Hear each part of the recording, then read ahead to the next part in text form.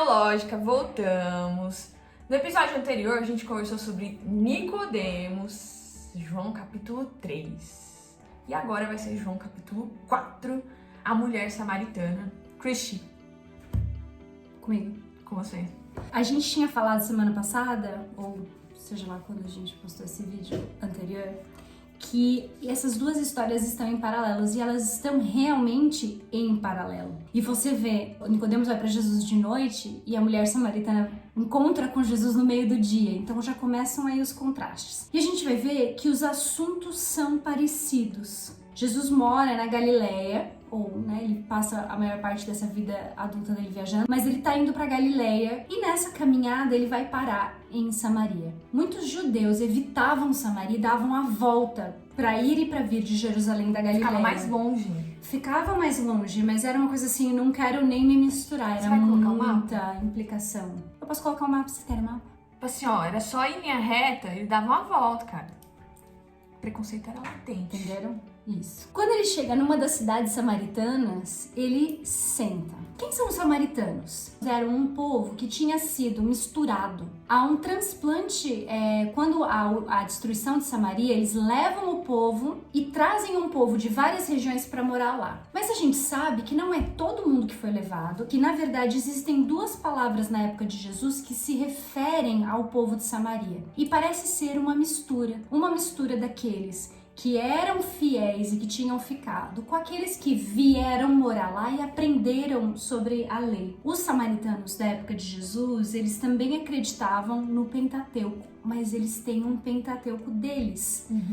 Eles têm esse Pentateuco e acreditam no que está escrito lá, e ele tinha algumas variações. Um pouco depois da época de Neemias, que é depois que o povo volta do exílio, os samaritanos constroem um templo no alto do monte que ficava, o Monte Gerizim, na região deles. Mas esse templo é destruído. Então agora eles não têm o templo, mas eles tinham um local de adoração deles. Tem todo um contexto para a conversa de Jesus com essa mulher samaritana. Christy, eu queria que você comentasse bastante essa conversa, porque algumas pessoas, elas leem a conversa de Jesus com uma mulher e falam assim, é um diálogo que não faz sentido, é um diálogo solto, porque ele para num poço, me dá água, mas se você beber dá, tipo... Por isso que eu tô dando contexto também, porque o contexto das coisas que Jesus fala, eles têm a ver com esse preconceito que surpreende a mulher, com o poço e a água do poço que foi construído por Jacó, de acordo com a tradição deles, e que era um poço importante, histórico, que enraizava os samaritanos como povo de Israel, entendeu? Como adoradores desse Deus. Então, ao mesmo tempo que ele mostra um respeito para ela, ele também vai falar para ela que quem tem a verdade são os judeus e vai começar a fazer esse jogo.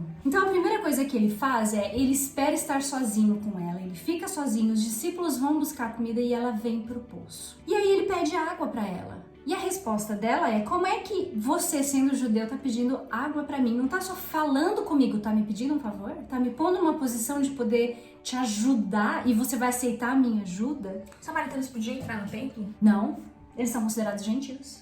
E eles têm o seu próprio templo, apesar de estar em ruínas agora, que era onde eles adoravam, é onde eles adoram até hoje. Eles ainda praticam sacrifício. No Monte Gerizim. Então, olha só, os samaritanos não entram no templo dos judeus, eles não se dão, e a primeira coisa quando Jesus pede água, hoje se uma visita pede água, a gente vai dar água, não se nega água pra ninguém aqui no Brasil. Ela fala, não, como é que você é judeu, eu sou samaritana? Então presta atenção nesses dois aspectos, que tá sendo bem marcante aqui no texto. Aí ele fala assim pra ela, a resposta dele é que parece estranha. Ela fala assim, nossa, olha você, um judeu falando comigo, uma mulher samaritana. E ele falasse assim, se você conhecesse, se você soubesse quem é que te pede, você ia pedir água pra mim. E uma resposta que dentro do contexto cultural parece até arrogante. Ele tá pedindo um favor pra ela fala, nossa, olha você pedindo um favor pra mim. E ele responde, se você soubesse quem eu sou, você pedia pra mim. Ele dá uma virada na conversa, mas a reação dela é inesperada. Porque ela vira pra ele e fala assim, Senhor, você não tem com que tirar água, você tá pedindo água pra mim, eu não entendi. E fica esse diálogo, assim, que realmente a impressão é como a Cara falou, não é só solto. Parece que tá rolando coisa entre as linhas que a gente não tá pegando. Essas pessoas têm um segredo que a gente não tá conseguindo entender. Mas eu acho muito irônico. Você vai tirar água e ele ainda fala que vai oferecer pra ela água viva. Quando a gente vê essa expressão, a gente pensa muito em Jesus como água a água viva. Mas a água viva é uma expressão que existe na cultura judaica da época de Jesus e que significa uma água que flui. Então ele precisa de um rio, água que flui constantemente, era considerada uma água viva, que era uma água muito mais purificante. Os judeus lavavam as mãos derramando água sobre as mãos e não colocando as mãos numa bacia. Então a bacia é água parada, o derramar da água dá um movimento que faz a água ser viva. Então ele está oferecendo para ela água viva e usando uma expressão que vai puxar para o seguinte sentido: a água mais pura que existe. Água de poço não é necessariamente limpa. Não é pura como a água de um rio que você consegue tirar sem a lama. A água do poço vai ter, entendeu? Porque ela flui de uma fonte e ela tem o fundo de chão e não é aquela água cristalina. Então ela fala assim, você não consegue nem tirar a água do poço e agora você tá falando que vai tirar água viva. O que você quer dizer com isso? E aí ela joga Jacó no meio da conversa. Você é melhor que Jacó? Porque foi Jacó que fez esse poço. E quando ela joga Jacó, é que você de novo pega essa impressão. A conversa tá indo além do que a gente vê. E eles sentem nessa conversa mais do que o mundo natural, mais do que o que está assim à primeira vista. E Jesus disse para ela: quem bebe dessa água que Jacó deu para vocês tem sede de novo. Mas quem bebe da minha água nunca mais terá sede. E aí isso muda, isso já não é água viva. Isso é muito mais, não é só uma água extremamente pura, é uma água que nunca acaba. É uma água que é eterna, é uma água que realmente dá vida. E ele compara com uma fonte a jorrar para a vida eterna. E agora ele já não está falando de purificação, ele está falando de salvação. Que para judeus e samaritanos já é outro nível. Você realmente agora está falando de outra coisa. E a reação dela é tão bonita. A gente vai lendo essa conversa e a atitude deles e parece que eles estão num debate. Mas na hora que ele fala da água que jorra, que é eterna, ela fala assim para ele: me dá dessa água. Muitas pessoas interpretam e ela fala, vai, pra eu não ter sede e não precisar mais vir aqui buscar. Mas ela já percebeu que ele não tá falando de água. Não é só água pra sempre.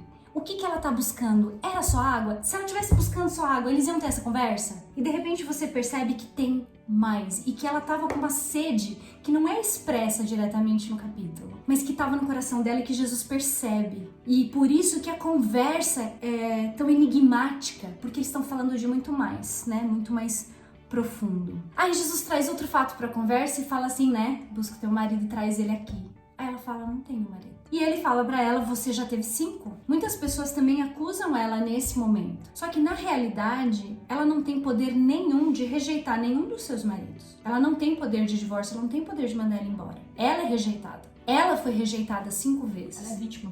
Se ela fosse adúltera, ela teria sido apedrejada. Então, o resultado é mais ou menos assim, ela pode ser estéril, porque ele podia mandar ela embora. E eu acho que o ser rejeitada até aqui faz mais sentido na conversa deles. Porque ele fala, você já foi rejeitada 5 vezes, mas ele tá puxando ela pra uma conversa com ele. Ele tá puxando ela pra uma situação em que ela é aceita. Ela tá sendo aceita por um homem judeu que parou e tá pedindo água pra ela. Tá pegando na ferida?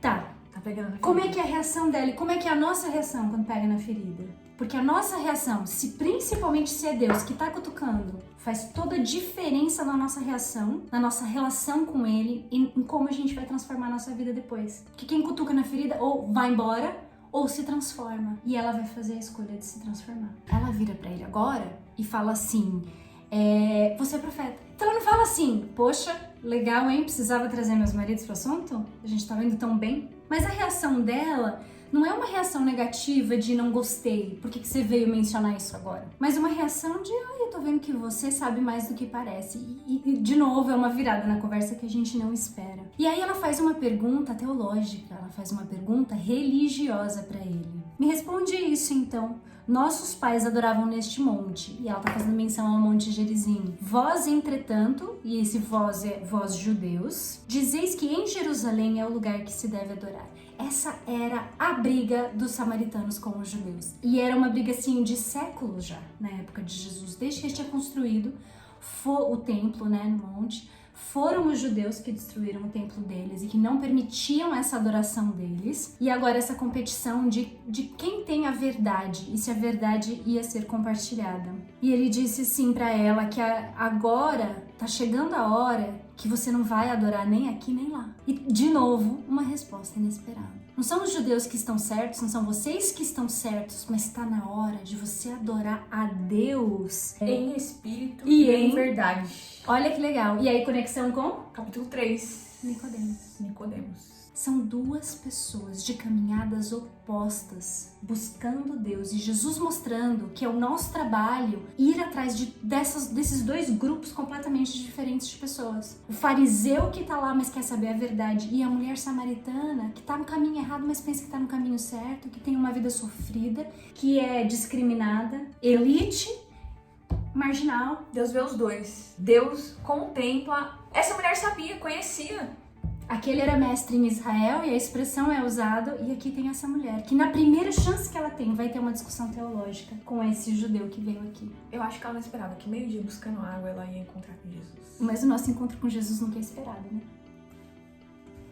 Cata a gente de surpresa. A gente tá. E transforma a nossa vida. Então, quando ele fala isso, ele explica mais pra ela. Ele repete 2 vezes sobre a adoração em espírito e em verdade. E uma das características, quando a gente compara isso com a história de Nicodemos e com a missão em geral de Jesus, Nicodemos era fariseu e os fariseus estavam muito concentrados no que faziam, nas minhas ações como chave, como símbolo da minha verdade, da minha bondade, do bem em mim. Quando Jesus fala em espírito e em verdade, ele enfatiza que o que importa não é o que você faz, é quem você é.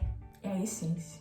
E aí, essa essência vai produzir ações, ela vai produzir frutos. Você não é bom sem fazer coisas boas. Então, essa essência tem que ser transformada e tem que ser transformadora. E aí, ela diz uma frase muito inesperada. Eu sei que eu já usei essa palavra, tipo, total, mas essa história pra mim. No meio dessa conversa, essa mulher fala pra ele que ela também tá aguardando o Messias. Eu sei que vem o Messias. E quando ele vier, ele vai ensinar todas essas coisas. Jesus diz pra ela o que ele nunca disse em nenhum evangelho pra ninguém, porque ele diz: eu sou. Você está falando com ele. Essa expressão aparece pra quem, gente? Antigo Testamento. Eu sou. Nome de Deus. Mas ele confessa pra ela que ele é o Messias. Eu sou. E Jesus não tinha dito isso pra mais ninguém. E quando você conecta o momento em que ele fala, ele tenta preparar os discípulos. E em particular, acho que em Marcos ele fala com Pedro, quando Pedro fala, tu és o Cristo. E Jesus fala pra ele, muito bem, não fala pra ninguém, e começa, não, o Messias tem que sofrer, o reino de Deus não é tão simples, não é como vocês pensam. A reação deles é negativa. E é muito interessante, nesse momento a gente percebe o que ela espera do Messias, que é diferente do que os outros esperavam. Então assim, o próprio Nicodemos fala de Jesus, você vem de Deus porque você faz sinais. Os sinais é o que a gente espera do Messias, é como a gente identifica o Messias. Ela diz, é no ensinamento que a gente identifica o Messias, porque o Messias vem para ensinar, não para conquistar. Então ela demonstra que ela está preparada para o Messias real, o Messias que veio, o Jesus que está ali.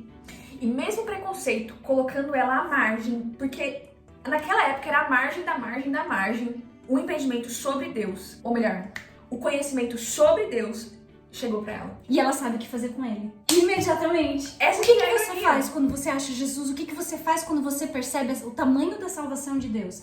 E aí a gente tem que ler em paralelo. Porque Deus amou o mundo de tal maneira que enviou seu filho. Como é que você consegue segurar isso pra si mesmo? Ela não consegue. E ela imediatamente conta pra todo mundo. E traz todo mundo pra falar com Jesus. E ela é uma missionária, uma evangelista. E ela abre Samaria pro evangelho. E lá pra frente, quando Jesus acaba o seu ministério na terra e manda os discípulos, eles falam sempre assim, ele sempre põe Judéia e Samaria junto. Ele fala, vocês vão começar pela Judéia e Samaria e depois por todos os cantos da terra. Ele está trabalhando com as pessoas que têm assim a raiz do conhecimento, tem a semente, para daí ter mais gente para ir fazer colheita, para ir plantar, né? E depois muitos e muitos samaritanos Creram nele. Jesus. Pessoal, eu espero que vocês tenham gostado. Leiam novamente os 2 capítulos, é a minha sugestão. Ver como essas 2 pessoas são apresentadas em paralelo. E eu e a Carol vamos discutir o que serão os próximos vídeos. Eu acho.